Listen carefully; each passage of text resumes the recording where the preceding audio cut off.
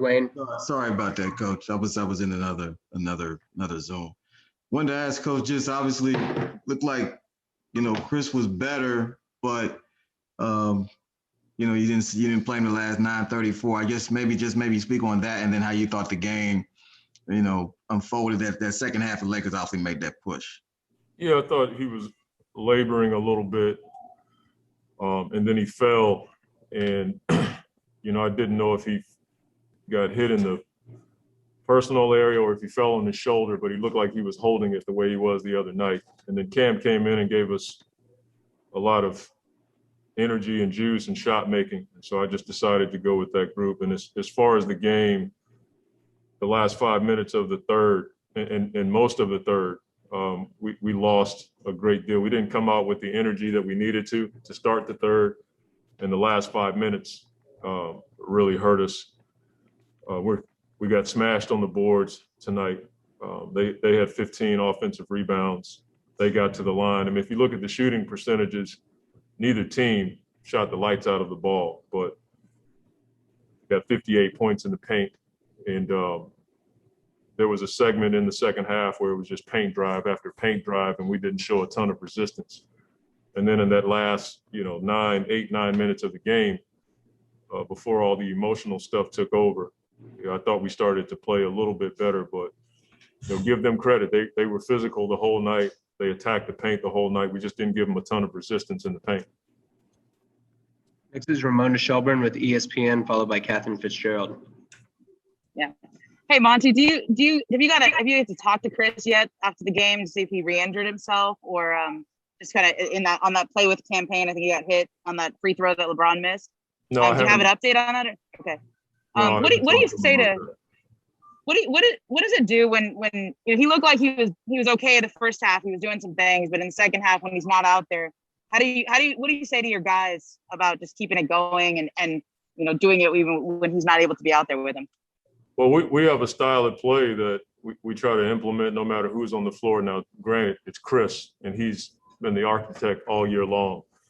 But I thought Cam Payne came in and did some really nice things, from shot making to attacking the paint. Our defense in the second half, we gave up 66 points. I mean, that's a lot of points, and most of it was in the paint.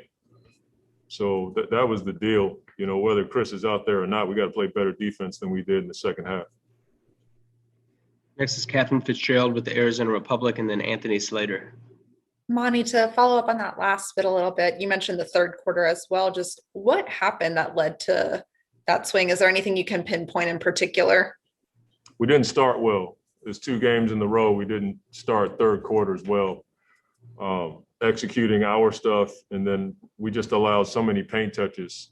LeBron was in the paint seemed like the whole third quarter. Every time he was in the game, whether it was transition or the sideline pick and roll, there wasn't a ton of resistance.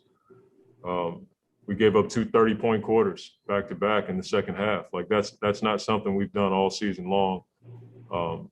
Is consistently allow teams to just run the same play and get to the basket. We just didn't show, I've said it already, a ton of resistance in the paint. Next is Anthony Slater with The Athletic, and then Sierra Santos. Yeah, Monty, I mean, I know you've mentioned that both teams didn't necessarily shoot well, but I think Jay is something now like 2 of 21 or something like that from 3 in this series. How necessary is it going to be for some of those fringe guys to just hit open jumpers for you guys to score enough in this series? I mean, it's a bunch of our guys who aren't shooting well. I mean, Cam Johnson was 1 for 6. We're not getting Mikal enough shots. It's important to space the floor for Book, Chris, and DA to have those guys making shots. So we're due. That's the part I'm looking forward to, is we're due to have a breakout game shooting the ball. Next is Sierra Santos with Fox 10, followed by Dwayne Rankin. Similar type of question, Monty. As far as Devin goes, there was a stretch where he wasn't able to get any shots to fall. How much do you credit that to that just being kind of an off night? Not necessarily when you look at the stat line, it seems like that, but how much do you credit that to their defense or him having an off night? Well, they've been the number 1 defense in the league all year long. So when you have 2 30-point games and play the way he's played, they're going to try to do some things to take him out. he missed some shots tonight, but they were trying to speed him up, and they ran two guys at him all night long. That's a tough way to play. Even when we weren't in pick and roll, there was always someone there at the rim or in the paint to cut him off. And if we're not making shots around him, then it just makes it tougher on him. So he'll bounce back. Next is Dwayne Rankin, followed by Ramona Shelburne. Coach, you kind of made reference to it when you said it kind of got emotional at the end, and then Chippy with Devin getting ejected for the flagrant 2, and then Jay getting into it with Dennis. But I thought maybe some of that started with LeBron dribbling on Jay and that whole sequence. What did you mention anything? Has that been? Did you guys discuss that at all after? We've talked about it all season long. You know, when the way we've played, some of the press that we've gotten, when we play well, teams are going to try to get under our skin, and we have to be able to weather that. That doesn't mean you're a punk or a doormat, but we have to consistently try to stay in the game, stay with our game plan. And it's tough at times when you feel like you're being fouled or, somebody's doing something that you don't think is right. But we've shown that when we can stay steady with our poise and emotions, we can weather that. Tonight, I didn't think we did it that well. It wasn't a close game, but we got it in reach. And in those moments, all of our guys know we have to be better. And we talked about it, and our guys agreed. Got time for 3 more. Next is Ramona Shelburne with ESPN, and then Greg Moore.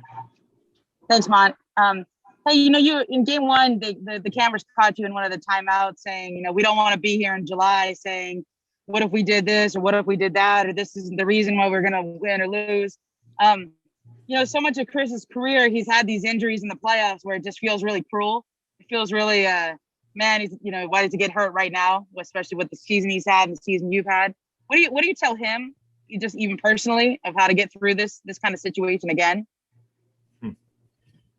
Well,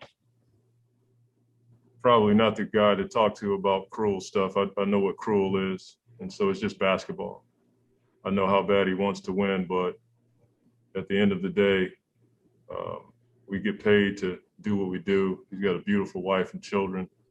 He has a Hall of Fame career. He's handled these things well, and I don't doubt that Chris will come through this stronger and better. But what we're going through right now is not the worst thing in the world. Now, as it relates to his career and legacy, it is hard, and I get that. To be where he is and how he's played for us and not be able to play at the highest level, that's hard. But Chris is mentally strong. He'll be able to handle it. He'll be able to help us the right way. Final 2 are Greg Moore with the Arizona Republic and Kent Somers. Thanks, man. Coach Greg Moore, Arizona Republic. It's a tough loss, of course. The frustration, the chippiness, the physical stuff. Is that a result of you guys being frustrated in the way you're playing, or is that something the Lakers are doing to you? I think a combination of their physical style is for sure. It gets, they get after teams. But I thought our lack of shot making messed with us early. We just couldn't make shots, and I thought that frustrated us a bit. That happens to every team. And they physically, get after you. They killed us on the boards. They attacked the paint. Once I see the film, I'll probably come up with 3 more things. So it's not anything we haven't dealt with, and it's not anything we haven't bounced back from. So it's a series. It's 2-1. We have a lot of basketball to play, and we can learn from this. Final question is Kent Somers with the Arizona Republic. Yeah, Monty, you mentioned that some of your guys struggling. Offensively, do you like the shots they're getting? Or you feel like they're open looks? And is any part of that kind of a residual effect from what Chris has had to deal with the last couple games? Yeah, I mean, I from the eye test, haven't seen the game yet, but it looks like we're getting relatively good shots, open shots. Book's shots are under duress, but I think the rest of our guys are getting good shots. And it could be a byproduct of their defense and not having Chris be what we normally expect from Chris and have seen on a night in, night out basis. That can affect us, but all that doesn't affect your defense. We're a better defensive team than we showed in the second half. And, in the second quarter, we held them to 16 points, but we only scored 12, so the shot making as Coach Van Gundy would say, it's a make or miss league. You have to be able to knock down shots so you can set your defense. And when you have a set defense, you're much better.